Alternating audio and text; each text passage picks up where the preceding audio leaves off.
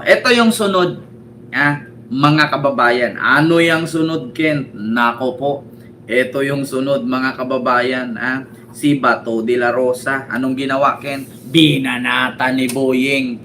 Tangina talaga. Pakinggan nyo, mga kababayan. Tayong magbabalita ng Radyo Patrol. Tawagin natin si Radyo Patrol, Rowan Cueto. Yes, Rowan.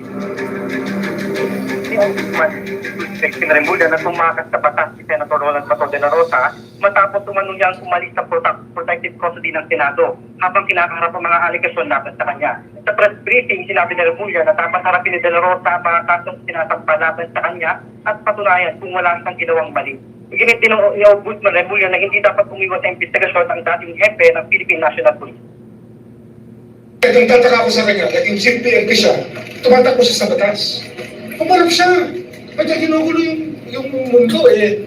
Managot ka sa iyong mga gawain, sagutin mo yung mga, sabihin mo, wala ka talagang kasalanan, harapin mo. Yan ang balitang kumpirmado. Sigurado, ito ang Radyo Patrol. Rowan Cueto, Di ba? Mga kababayan, kita na yan, birada ni Boying yan. Kung wala siyang ginawang mali, kung wala siyang ginawang kasalanan, harapin niya. Naging PNP chief siya, tapos tumakbo siya. Anong klaseng senador yung ganyan? Na naghahanap ng premium ito, dog mga food na mura kababayan. lang, original supremacy, Ito. Anong klaseng senador yung ganyan? Sabi ni Boying. Ito po. original supremacy, premium dog food. Wait Napakaganda lang ng mga kababayan kay original supremacy. Original Supremacy, katang ina mo ka. Ano akala mo sa amin, aso, kumakain ng dog food? Ayan. Nang tataka ko sa kanya, naging chief PNP siya, tumatakbo siya sa batas. Pumarap siya. Kaya ginugulo yung mundo eh. Managot ka sa iyong mga gawain, sagutin mo yung mga, sabihin mo, kung wala ka talagang kasalanan, harapin mo. Anong klaseng tao yan? Di ba? Ganyan ba dapat maging senador natin? Yung tumatakbo sa batas? Yan. Is that the hero we want to portray? Di ba? Managot siya, harapin niya lang ang mga paratang at sagutin niya na maayos kung wala talaga siya kasalanan. Supplies indication of guilt. Di ba?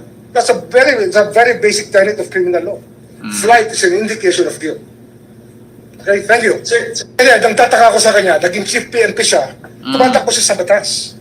Pumarap siya. Diba? Kaya ginugulo yung mundo eh. Managot ka sa iyong mga gawain, sagutin mo yung mga, sabihin mo, kung wala ka talagang kasalanan, harapin mo. Anong klaseng tao yan? Ayan. Di ba? Ganyan ba dapat maging senador natin? Yung tumatakbo sa batas? Is that the Kaya dahil sa birada ni Boying na yan, mga kababayan, ang DDS galit na galit. Alam nyo ba ang sabi ng mga DDS? Ito, basahin ko lang.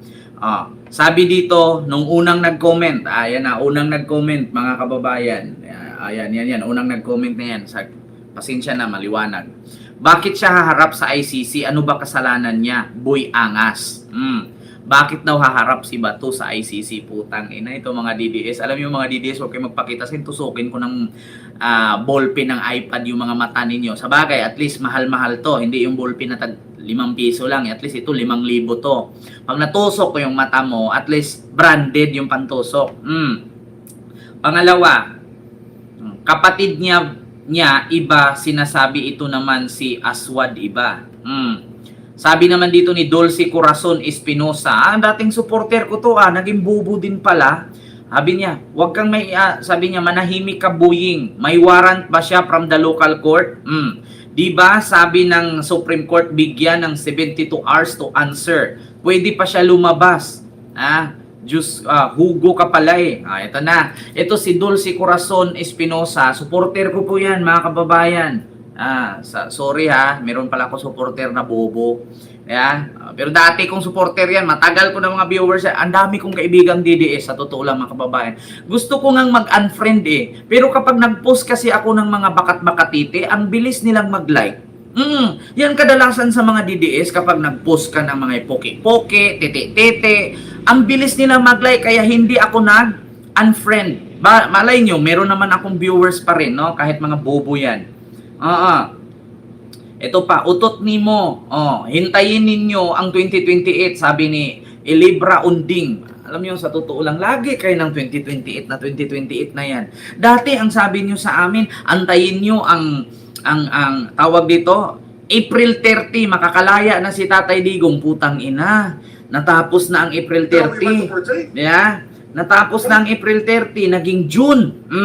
Pagdating sa June, ang sabi naman, antayin nyo ang June 30 kay makakalabas na si Tatay Digong. Putang ina, natapos na yung June 30. Nag-July na. Oo. Ngayon, ano na? May na naman. Malapit na naman May 31 year na si Digong sa ICC. Hindi pa rin nakalaya. Tapos ngayon, pinalitan nyo. 2028 na naman. Putang ina. Mga kababayan. Ayan na naman. Ayan na naman tayo sa 2028. Diba? Ma'am Sulita Estrada, maraming salamat po ma'am sa yung $5 super sticker. Thank you so much. Ayan na naman tayo sa 2028. Ano na naman? Alam nyo, itong mga DDS, inisip nyo bang mabuti kung yung 2028 na yan, mararating pa ni Sara yan? Inisip nyo bang mabuti, yung 2028 na yan, makakamit pa ni Sara yan? Alam niyo, minsan kapag tayo nagsalita, kapag tayo nagsalita, sasabihin lang, huwag kayo magsalita ng patapos. Kasi yung mga sinasabi niyo, mga patapos yan eh. Pero sila, putang ina, 2028. Ilang beses na kayo nangako. Ang sabi ninyo, March 11 si Digong nakulong. March. June. January, February, March, April. April 30, makakalaya na si Digong. Putang ina, walang Digong nakauwi. Antayin nyo sa April 30. April, May. May na naman, May 30. May malawakang rally, malawakang vigil kasi makauwi na daw si Digong. Putang ina, natapos na ang May 2025. Naging June. June 30. Meron tayong malawakang rally buong Pilipinas, pati ibang bansa. Uwi na si Tatay Digong. Nag-June 30 na, wala pa rin. July. Ang sabi, July 30, si Tatay Digong nasa Davao na. Nag-post na sila ngayon ng mga lumang video ni Digong na bumaba ng eroplano. Wala pa rin Digong nakauwi. August na. Pagdating sa August, ito na naman, walang Digong nakauwi. Ang sabi, her follicle test. July, August, September. September, may malawakang rally sila. September 31 ba yun? September 13. Malawakang rally. Putang ina, uuwi na si Tatay Digong. September 13. Walang nangyari sa rally, putang ina, nagsilab lang ng gulong. Tapos pinagbabato nila yung doon sa tulay papuntang Nagtahan, papuntang Malacanang.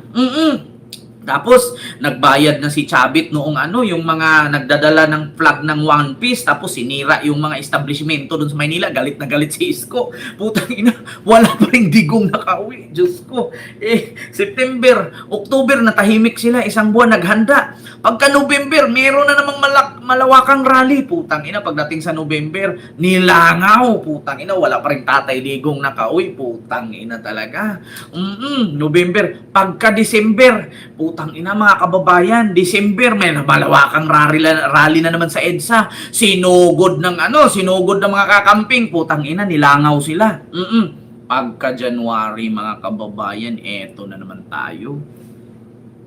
Wala na. Walang Tatay Digong nakauwi. Ang ginawa, nagdeklara si Sarang tatakbong presidente. Putang ina. Nung pagtakbo ni Sara presidente, ang sabi nila, kita tayo sa 2028. Pilipinas, Duterte, praning. 2028. Magkita tayo, 2028. Putang ina.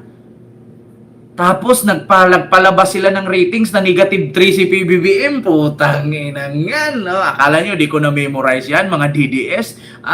Nagpalabas ng ratings, pumunta si Banat Bay sa Japan. Putang ina mo, BBM, sabi niya.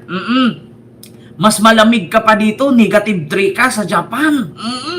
Tapos mga kababayan, nagdeklara na si Sara tatakbong presidente. Tapos nagdeklara si Guansun. Tapos si Chavit Singson nagngangal-ngal na. Oo, kasi yung metro walk niya sisirain, tatayuan ng subway.